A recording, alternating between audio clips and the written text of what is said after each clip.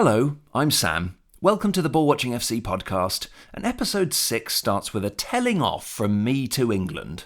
I don't want to see the performance of the first 60 minutes against Panama ever again in this World Cup.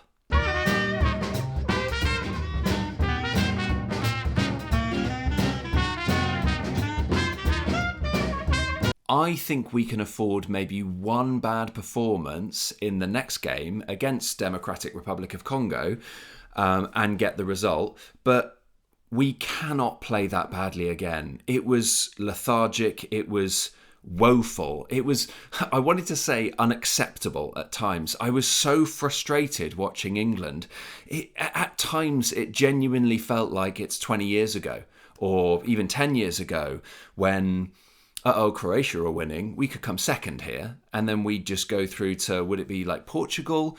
And then we go through that and then just go out to Spain in the last 16. It didn't feel good enough. And I know we won 2-0 and that's good and we got the job done. And sometimes there are games where you just need to get the job done.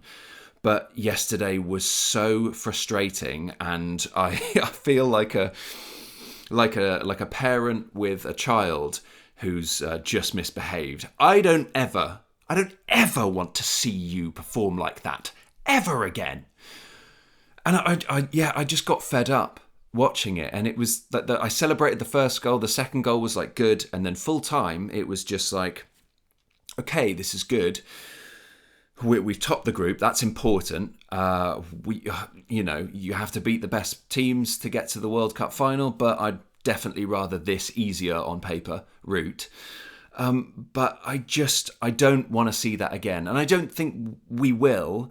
I fully expect us to improve against the Democratic Republic of the Congo. But I fully expected us to put in a better performance against Panama. And we didn't. That was our worst performance.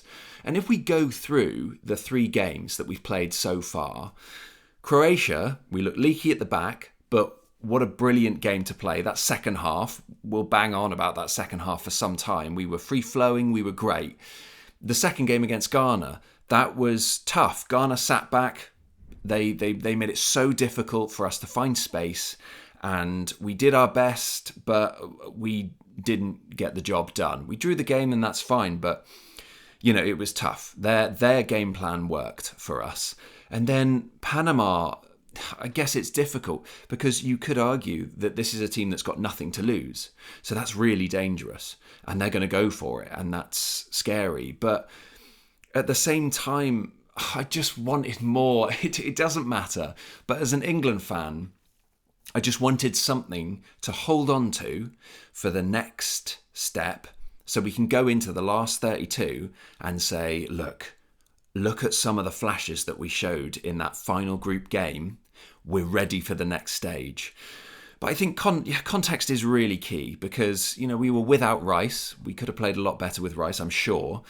I do just want to say Anderson and Bellingham are going to take us places. Bellingham had probably one of the best games I've seen him play in an England shirt. And Anderson just does so much that we don't see that I just think he's vital for our next... Is it 6 games? If we win the next 6, we win the World Cup. I want to speak about Jarrell Kwanzaa as well. It didn't work. I looked up, when I saw the team sheet, I looked up how many times Jarrell Kwanzaa has played right back in his career. And I didn't really get a definitive answer, but it's around 9 in his whole career. And he did the simple stuff quite well, but... Don't do that again. Please don't do that again.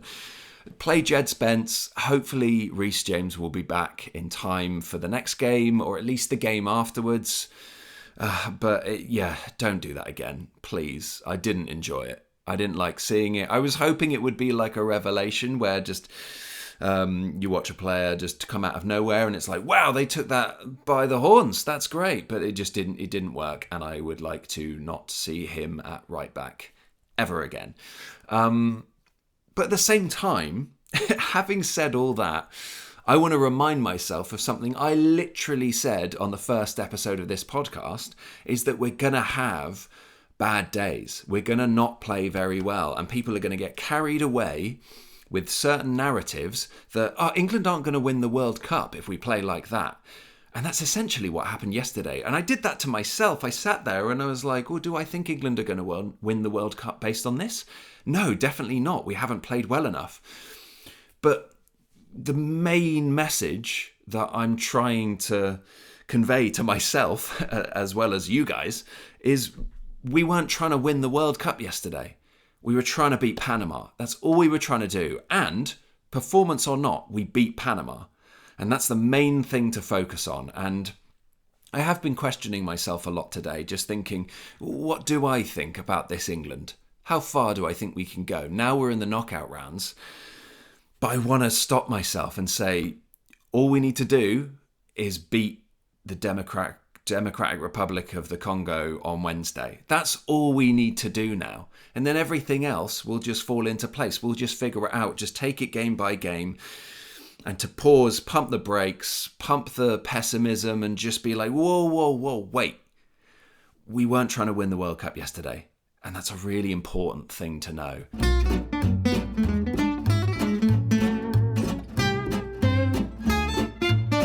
Reece James. I want to talk about Reece James, and it's not going to be pretty. Tuchel said... I've written here, why am I not surprised? That's what I was writing in my notes. As soon as it happened, it's like just no one's surprised about this.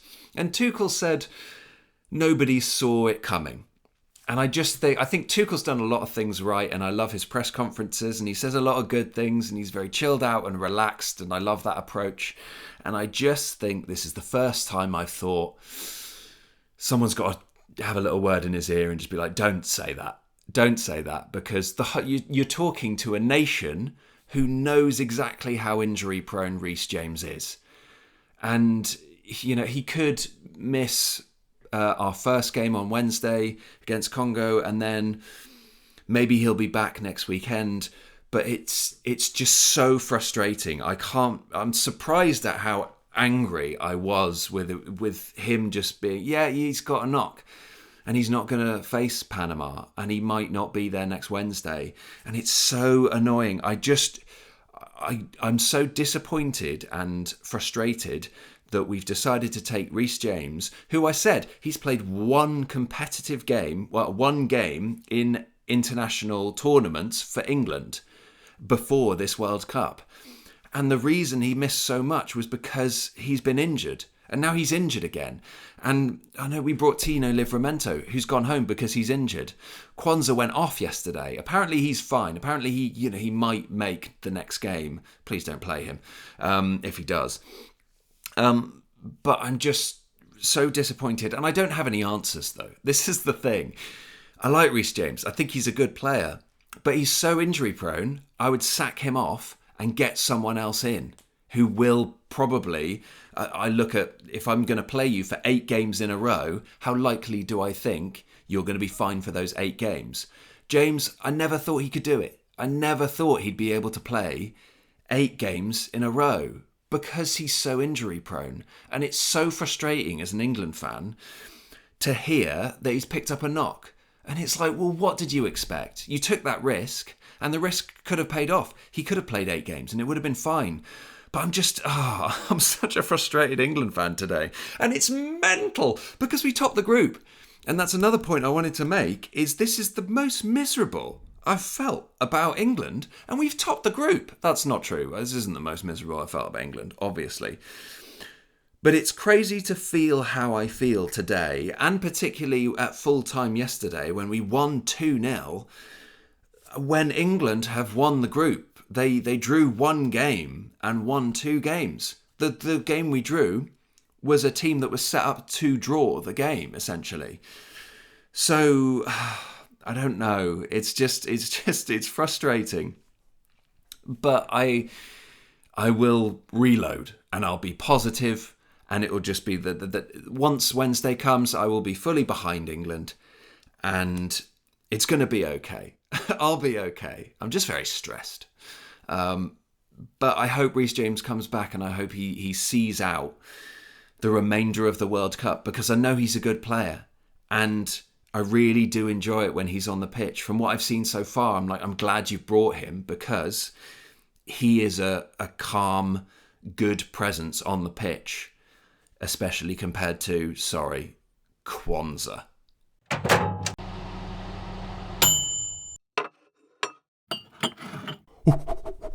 Oh, that's a hot take. Hot take. Okay. Well, I'd quite like to go through actually just all the games of the last 32 and just make some predictions. But I'll just hit you around the face with a hot take right away. Japan are going to beat Brazil. I love that tie so much. I'm looking at Brazil's 3 games so far. The first game, they were second best to Morocco. They drew it, but they were second best. The second game, they played Haiti, and they won 3-0. And you'd expect them to beat Haiti. And their final game was against Scotland, and Scotland gave a lot away. And they unfortunately had their worst game of their tournament against Brazil.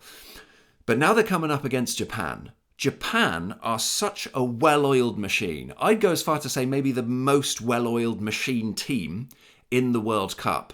They're such a unit, and they work so well together.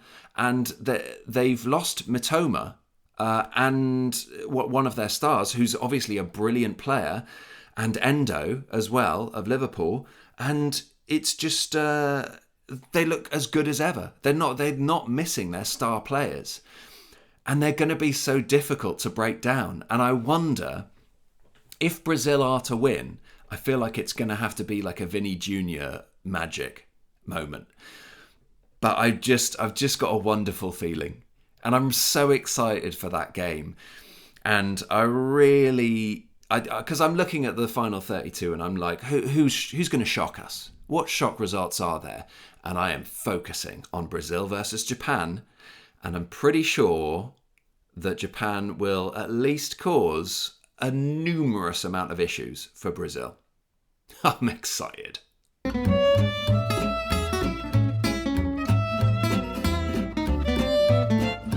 But yeah, let's go through it. Let's go through the last 32. And I'm just going to fire off predictions because a lot of these, we talk about the 48 teams coming in and all the ties we've had so far. We've had the odd one, a very rare odd one that's been really good on paper. But generally, it's been quite a disappointing fixture list. But this is where the World Cup starts. Actually, I disagree. It's the last 16 where the World Cup starts, and you start to see some really fun ties. We do have a few in the last 32, but I still think pretty much all of them you could predict, and they're, barring any crazy, unexpected twists, I think we know who's going to progress out of most games. So we're going to go Germany, Paraguay, Germany. It's going to be Germany. France, Sweden, France. And this is what I mean about the last 16. Germany are then going to play France. That's a World Cup game. That's when it's going to get interesting. We got Canada versus South Africa, which is happening tonight, so it hasn't happened yet. Canada, because they're the host nation. And then we've got Netherlands, Morocco. Netherlands, Morocco, I just cannot call. I rate that tie so much. I think that could be arguably the tie of the round. I don't know how to call it. Morocco are such a good team. And Netherlands have been free-flowing scoring in some of their games. I don't know which way it's going to go. It's going to be 0-0 now, isn't it? It's going to be one on penalties, and it's going to be the most boring game in the world. But that is an absolutely gargantuan game with two brilliant teams who probably don't deserve to go out of the World Cup this early. But welcome to knockout football. That's what you got to do. Portugal versus Croatia. Let's go Portugal. Croatia? No. Spain versus Austria. Spain. USA versus Bosnia and Herzegovina. USA. Belgium versus Senegal. Who's going to win against Belgium versus Senegal? I can't quite call that. Belgium, on paper, look very good. Obviously, their golden generation are getting a bit older, but they've still got some really good players, obviously, and you can't count them out. But Senegal are excellent. They got to the AFCON final, and they won, and it was controversial, and we won't go into all that. But these are two brilliant teams, and I don't think I can call that either. I'm going to go I'm going to go Belgium. I think Belgium will find a way. Brazil versus Japan. I've told you it's Japan. It's going to be Japan. I can see... I don't know if I can see Japan scoring. I can see it going 0-0 extra time all the way to penalties and Japan going through. But Japan just being incredibly difficult to break down. Norway versus Ivory Coast. Norway. Some of the best fans in the World Cup. Arguably the best, along with Scotland. Mexico, Ecuador. You got to back Mexico. England versus Democratic Republic of the Congo. Let's go England.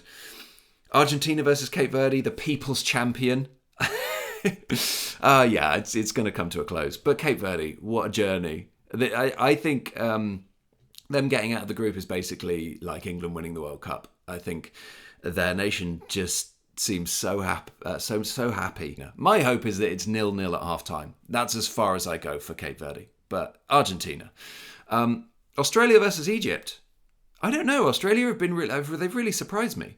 They've been really decent. And Egypt have been good, but I can't call that one. But I'm going to go Egypt just for Mo Salah vibes. Switzerland versus Algeria. Switzerland are just one of those teams that just they can get as far as the quarterfinals every single Euros and World Cup. They're just there or thereabouts. I definitely see Switzerland beating Algeria and progressing through and getting as far as probably the quarters, but, we'll see who they have next. Which brings me on to Colombia. Colombia versus Ghana. Colombia. Anyway, they're my dark horse. They're one of my dark horses. But they looked brilliant against Portugal. They look the better team. They could go really far. And Argentina versus Colombia in the quarterfinals, who knows? That could be brilliant. And I know Argentina are favourites, along with France. As it stands now, a France-Argentina final looks the most likely.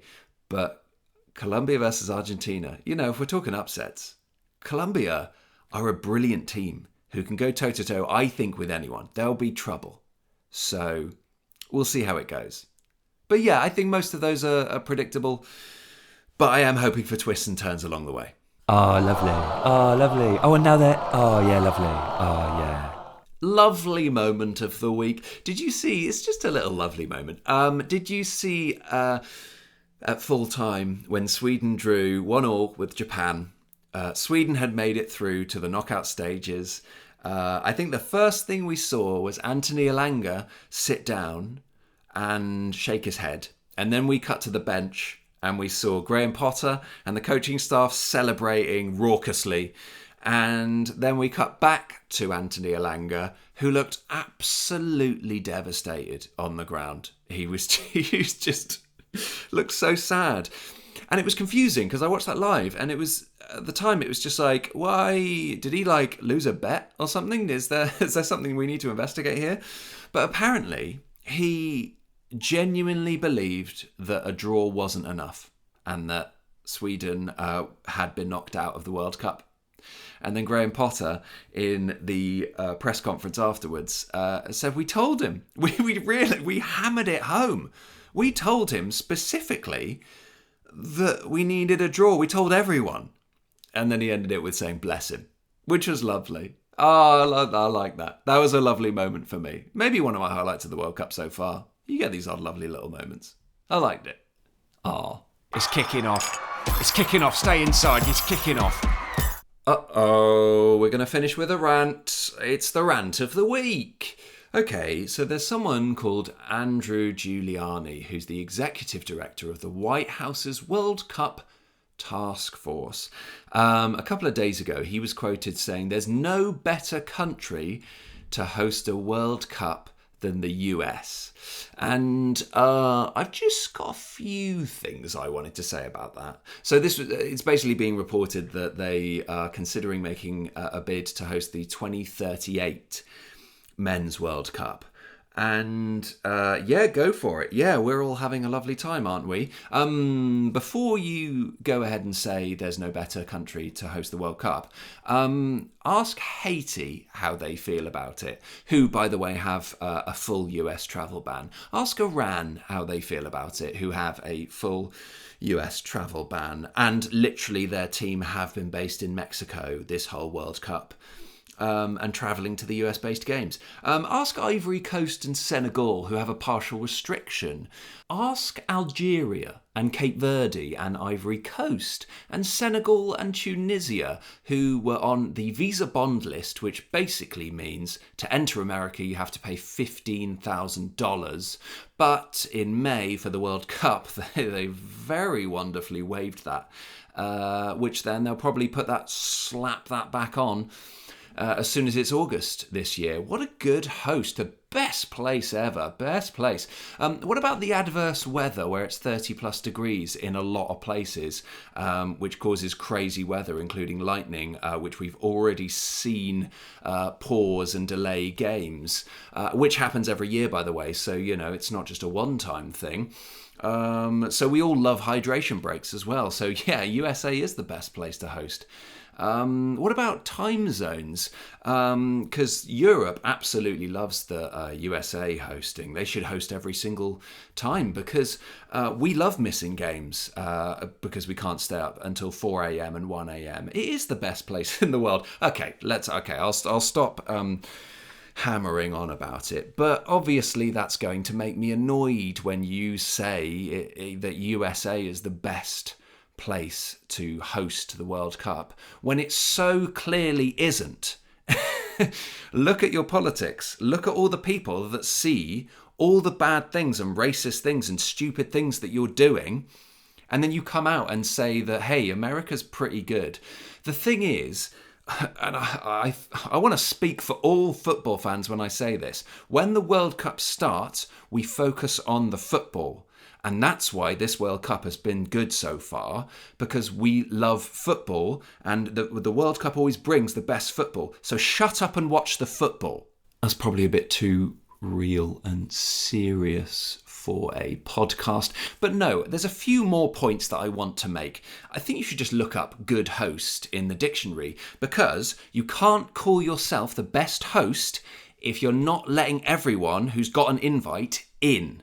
That is quite a major factor for being a bad host, actually. The thing is, the World Cup in the USA is probably the best place for FIFA, not for the fans. And I will be furious every single time anyone says that the USA have hosted a brilliant World Cup, best World Cup ever, best place to host the World Cup, because it simply isn't. You are blind to what everyone can see if you think that. And on that wonderful positive note, I'll see you next time. No, we can't end like that, can we? We've got to go on. So think of something positive to finish with. Messi's good, isn't he? If you enjoyed this podcast, please like, please subscribe, please comment saying, Sam, you got a bit serious at the end there. Is everything okay? Are you getting enough sleep? To which I'll say, yes, just tell your friends about the podcast. And please, join me next time.